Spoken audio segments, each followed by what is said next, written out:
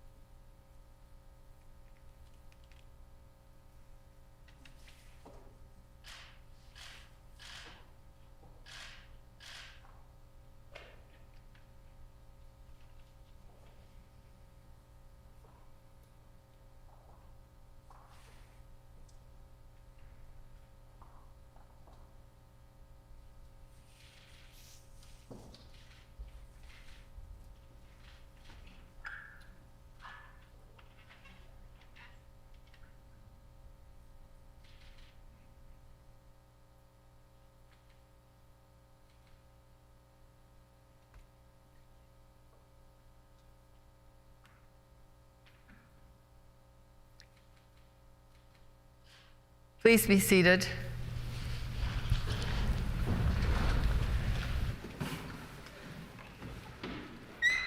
And I will stand. On a personal note, I've had the privilege, the honor of being your Lieutenant Governor for this past 6.5 years. It's gone by very quickly. I would not want to miss this opportunity, as it probably is the last time I will have a chance to read the speech from the throne. It's been a difficult time this last while for everybody, but especially for you. You carry the mantle of leadership, and I don't think that you get the recognition or the thanks that you deserve for carrying that. I know that from another place. I wish you just so well. I wish you good health. But really what I want to do is thank you for the support that you have given me and the office as Lieutenant Governor. To say it was an honor is an understatement, an absolute blessing. So please continue to be well. I wish you every success. And when I say happiness, only happiness because of the choices that you have made for yourself. So thank you. Go forth and know I carry this experience in my heart. Thank you.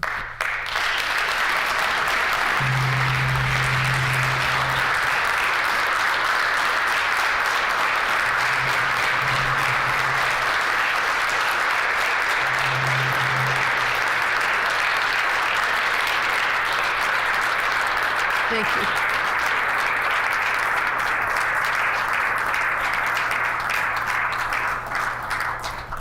Thank you.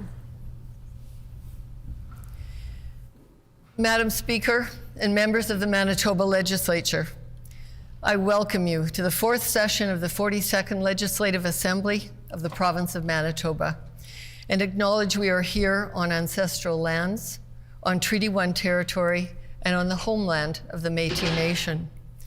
Today marks the opening of a new legislative session and a new beginning for us all. With a new Premier, our government is embarking with you on a path in a new direction. Côte à côte, nous collaborerions pour bâtir un meilleur Manitoba, a stronger, healthier, and more inclusive province with a brighter future for us all. You will notice our style of government is one with a willingness to listen and an openness to engage. We are committed to collaboration, cooperation, and reconciliation.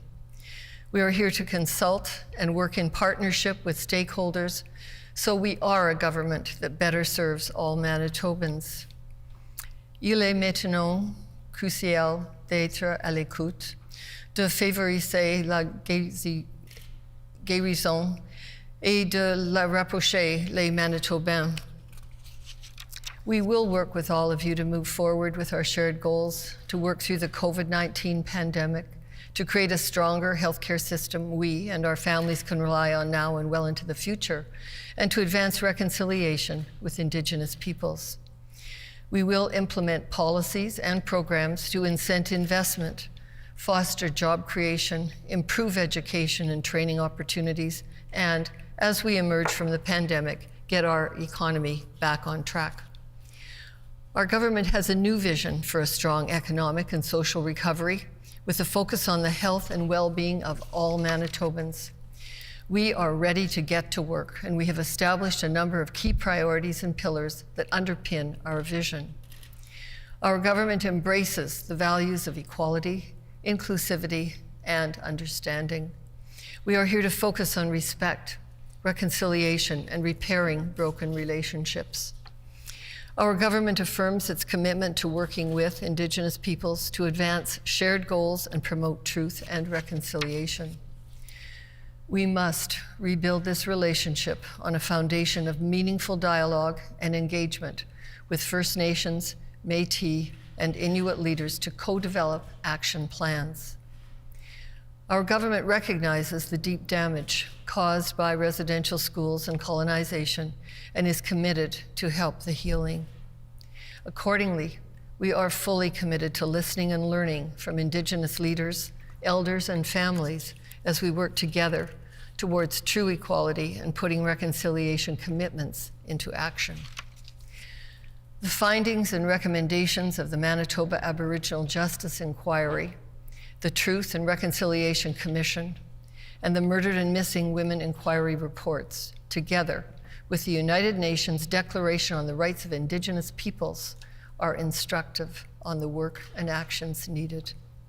We must transform intentions into actions to advance the important work of reconciliation, sort out evolving jurisdictional responsibilities, and create real economic opportunities for Indigenous peoples.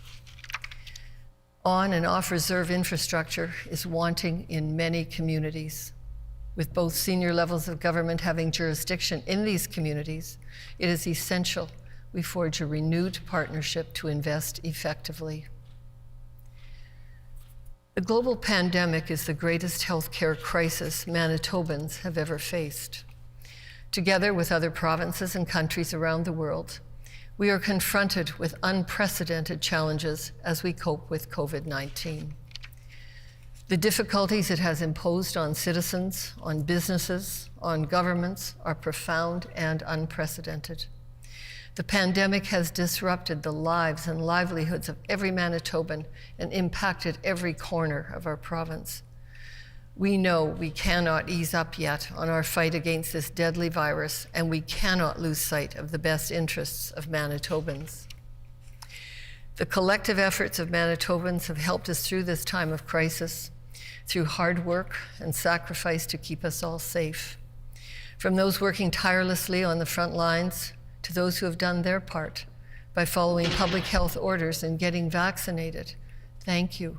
Thank you from all of us. We are encouraged by high and rising double vaccination rates in many communities, showing a commitment to fighting this virus. Yet we remain concerned about differences across regions and the resulting strains on our health system and intensive care units. Around the world, the pandemic has identified gaps and created new challenges in the healthcare system. It is our responsibility to take necessary measures to ensure the safety of all Manitobans and guarantee proper care is there when we and our loved ones need it. Our government will take action in the coming weeks to remove barriers that currently delay Manitobans from getting the medical care they urgently need. Our committed healthcare professionals have done notable work to improve processes, and to improve capacity in our ICUs. However, so they can accommodate any public health crisis we face in the future, more needs to be done. We are setting up an inclusive task force. Doctors and nurses will be joined by other professionals to help determine a path on how to clear the backlogs for surgeries and diagnostic tests, the result of resources being redirected to the front lines of COVID-19.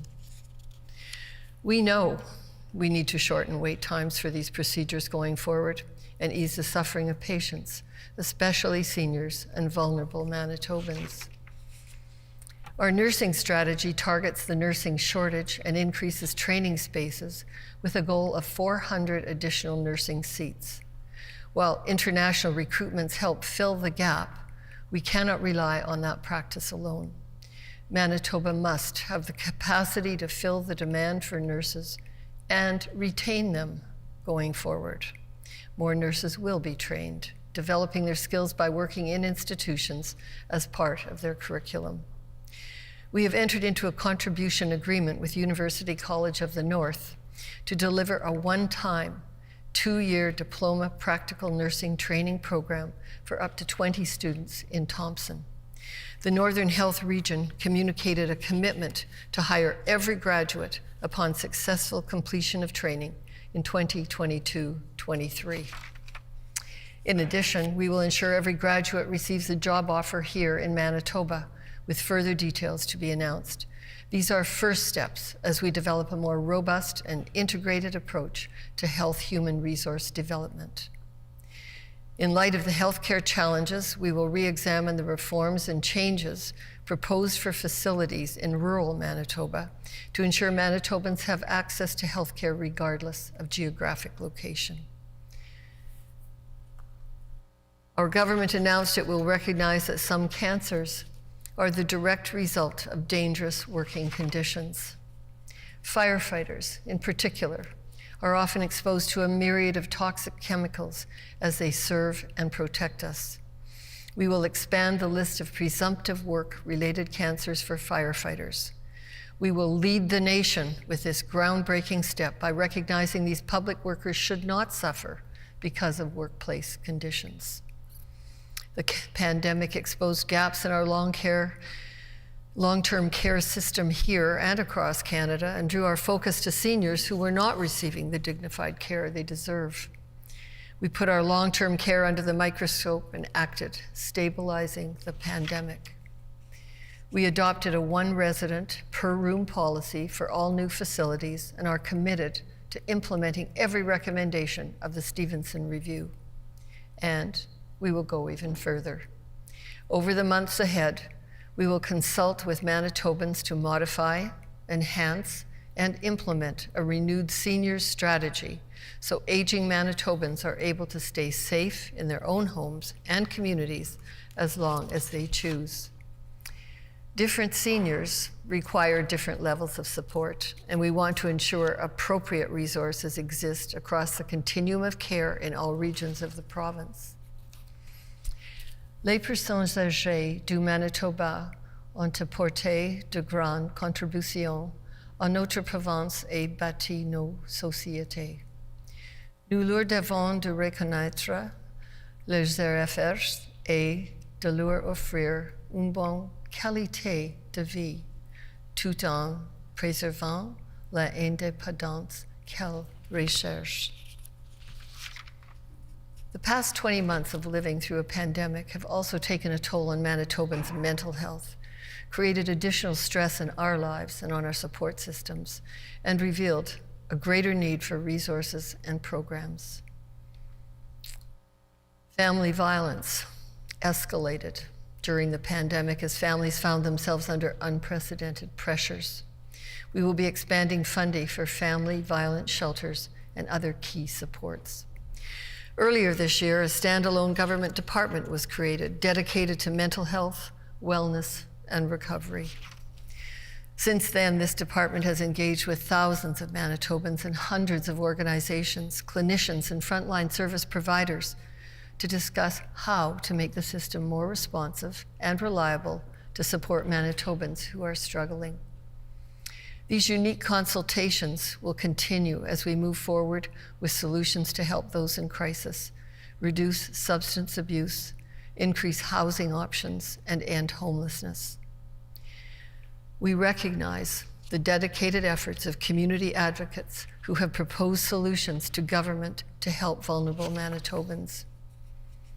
Our government is committed to making a significant stride forward in our community wellness and improving access and coordination of the mental health and addiction system, with appropriate and inclusive care available to every Manitoban who needs it at any point in their life. To address homelessness, we will introduce this winter a homelessness strategy, emphasizing a whole-of-government approach for consultations with Manitobans. As our province continues on a path of economic recovery, we will be challenged to ensure all Manitobans are included. We will continue our work with community partners to develop innovative approaches to meet the needs of single parents, Indigenous youth, and people with disabilities, while also helping those unable to work through the new Disability Support Program. Our government wants to give all Manitobans the chance to succeed in their careers and lives, starting with children. First, we will expedite the implementation of the Federal-Provincial Agreement on Early Learning and Child Care. Early childhood education is essential if children are to succeed in their kindergarten to grade 12 years. New schools are being built with child care facilities incorporated into the design. Our goal is to build a fair, transparent, and equitable public education system. Excuse me. We have heard loud and clear Manitoba's education system must better prepare students. Much good work has gone into exploring solutions to improve our K-12 education system, and that information will help guide our plans as we re-engage with stakeholders.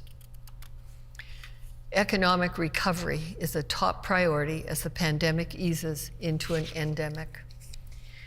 It is also critical to keep our economy going and position ourselves for future growth while we remain vigilant to protect the health and safety of Manitobans. Organizations across the province, whether urban or rural, private sector or not-for-profit, have benefited from pandemic assistance from all levels of government. We will continue to support businesses so they can produce the goods and services we rely on and provide jobs to Manitobans.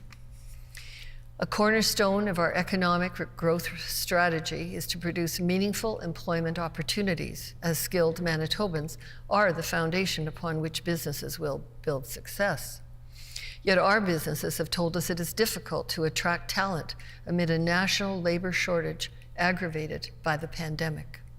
To help address this challenge, we will increase our investments in education and training and focus our work with business to attract workers from around the world to fill gaps in labor.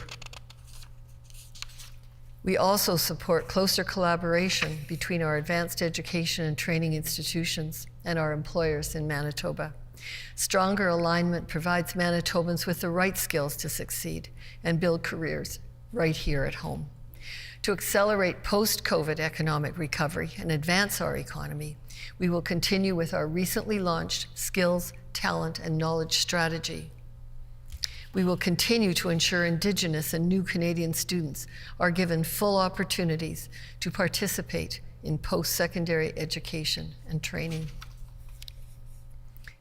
It is important our government and post-secondary institutions are also aligned on how we work together to encourage stronger outcomes for meeting Manitobans' labor supply demands.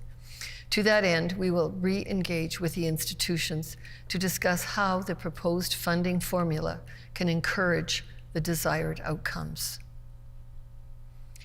Immigration helps drive our economy. Manitoba is proud of our provincial nominee program. We believe it is the strongest program of its kind in Canada, having brought thousands of talented, hard workers and their families to live here and participate in our economy and communities. We will collaborate with the federal government to grow our immigration and provincial nominee programs, to maximize the number of people coming into our province every year, to fulfill our obligation of producing a welcoming new home for refugees, and to enhance recognition of foreign credentials to match professionals with meaningful work. Not only do we want to attract new people to Manitoba, but we will work to retain workers and encourage Manitobans to stay here by investing in communities to make Manitoba an even more vibrant place to live. To grow our economy, we must also make Manitoba more attractive as we compete for investment and trade opportunities around the globe. Access to capital continues to be a challenge for far too many businesses and at all stages of their development. We will proceed with a venture capital framework and work with other provinces and territories to ensure investors and business are served effectively by our regulated capital markets. We are committed to a renewed partnership with the Government of Canada as we pursue our mutual economic objectives. We will only succeed as a nation if we work together. Our shared priorities include transportation, strategic climate resilient infrastructure, agriculture, and food production. Water strategies and investments not only combat droughts, but ensure safe water for communities and enable more investments. Our Manitoba Protein Advantage strategy will not continue to attract investment unless we guarantee water for our producers and processors. Further investments are needed in our dynamic tourism and cultural sectors. As we emerge out of the pandemic, many sectors will continue to require some support as businesses reestablish operations. Investments in roads and bridges and water and waste systems are the underpinnings of our economic growth strategy and improve our quality of life. Proposals for much-needed municipal investments are now before federal and provincial governments. Timely decisions are critical to post-COVID economic recovery and our ability to attract investments. In particular, we are seeking early agreement on the needed investments to modernize and expand the City of Winnipeg wastewater treatment system. Northern communities and First Nations have abundant mineral resources on their doorsteps, yet mining activity is not what it could be. We are committed to strengthening our efforts to make Manitoba more attractive for investment with expanding job opportunities. Community infrastructure projects will enhance training opportunities and create vibrant neighborhoods where people choose to live, rich with arts, culture, museums, and modernized parks. We will work to preserve our nature and heritage spaces, promote tourism and arts and culture in our province, and provide Manitobans with more opportunities to explore, participate, and enjoy. As we grow our economy, we also know it is imperative we do our share to address climate change. Manitoba is committed to working with our federal government on a mutually agreed national approach based on cooperation and consultation with the provinces and respect for the economic and cultural attributes of the provinces. We will each do our share to meet our Canadian obligations coming out of the United Nations Conference on Climate Change in Glasgow. We will create a greener Manitoba with an energy policy framework that focuses on opportunities to use innovative technologies, including those developed here in Manitoba, to reduce emissions while stimulating our economy. Our government has a bold agenda with investments targeted at critically important areas such as healthcare, infrastructure, and the economy. In order to provide those services, we have to be mindful of our government's expenditures and spend wisely in the best interests of all Manitobans. A strengthened provincial economy will generate the revenues that benefit our government and citizens, allowing us to invest in important areas, reduce taxes, and bring our books into balance. As we move forward, we will continually look for ways to improve our government programs and services, healthcare and education systems, and to increase inclusivity through all areas. Our government and Manitobans are well served by civil servants and public sector workers. Too often, their contributions are taken for granted. We know they are critical if we are to succeed in fulfilling our priorities, implementing our programs, and achieving our vision for the benefit of all Manitobans.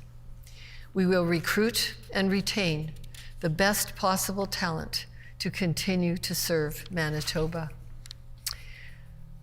Our government is here to listen to Manitobans, to engage and collaborate on many levels with Indigenous leaders, with all levels of government, with business leaders and business owners, with people throughout the public sector, the private sector, and not-for-profit organizations. Nous sommes ici pour travailler avec tous les Manitobains afin de pouvoir sortir de cette pandémie collectivement. As we do so, we should not lose sight of the tremendous province we call home and the opportunities it affords Manitobans. The vision that drives our economic activities and investments in our province is to ensure a prosperous, inclusive, and safe future for all Manitobans. We want to see businesses and producers in every corner of our province rebound and thrive, along with the downtowns of our capital city and other communities. We still face difficulties, but we are ready to meet the challenges that lie ahead of us with a renewed sense of openness. Estimates for the requirements for the public services of the province for the next fiscal year and the public accounts for the last fiscal year will be placed before you for your consideration. I leave you now to the faithful performance of your many duties, and trust that in meeting them, you may have the guidance of divine providence in all your deliberations.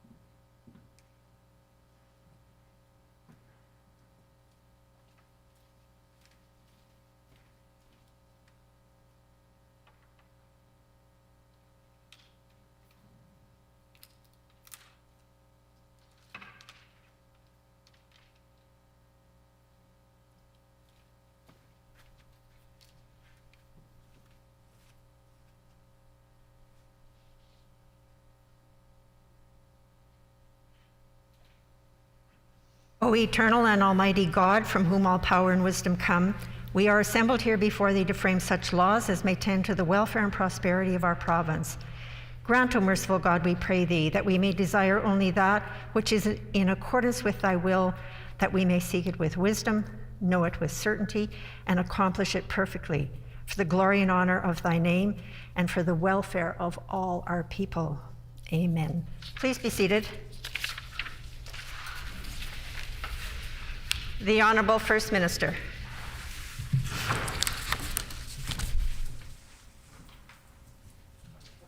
Thank you very much, Madam Speaker.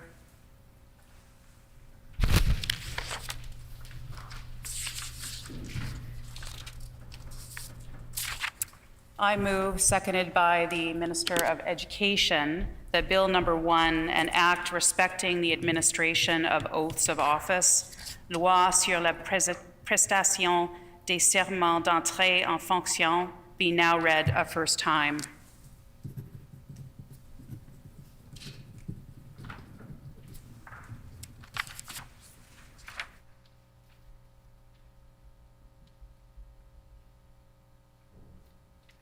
It has been moved by the Honourable First Minister, seconded by the Honourable Minister of Education, that Bill Number 1, an act respecting the administration of oaths of office, be now read a first time. Is it the pleasure of the House to adopt the motion? Agreed? Agreed, and so ordered. The Honourable First Minister.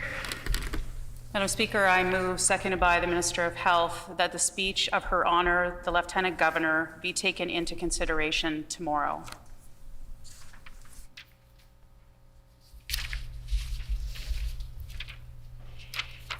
It has been moved by the Honourable First Minister, seconded by the Honourable Minister of Health, that the speech of Her Honour, the Lieutenant Governor, be taken into consideration tomorrow. Is it the pleasure of the House to adopt the motion? Agreed? Agreed, and so ordered. The Honourable First Minister. Madam Speaker, I move, seconded by the Minister of Justice, that this House do now adjourn.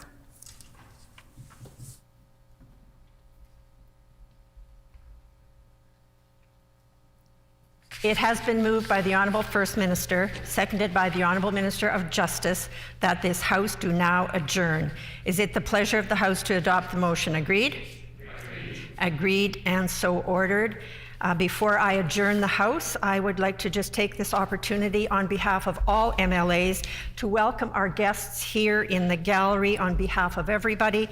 This pandemic has kept our galleries closed, so this is an extra special day for all of us to have you here for a very special moment in our legislative agenda.